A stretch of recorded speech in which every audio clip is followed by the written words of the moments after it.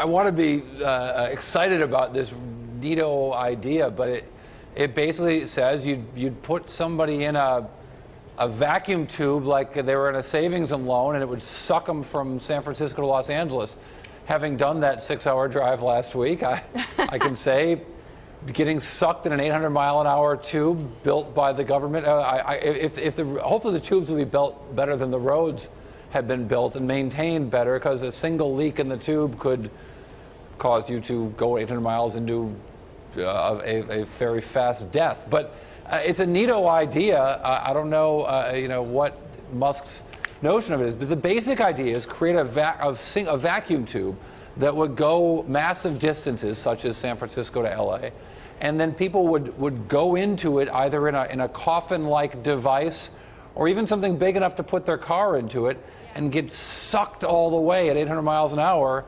And if the thing would work, then they would arrive at their destination in half an hour.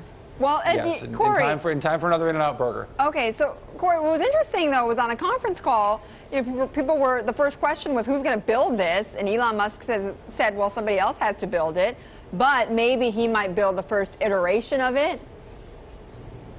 Yeah, he's pretty busy though, right? The market's about to open, right? So there are shareholders that he's sold stock to, whether it's Solar City, where he's the chairman, or Tesla, where he's the CEO, or his space project, where he's launching rockets and sort of taking over for NASA, or at least trying to do that.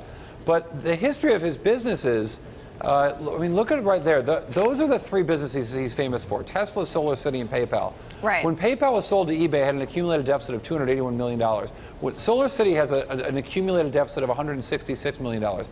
Tesla, as of the quarter just announced last week, has a $1,084 million accumulated deficit.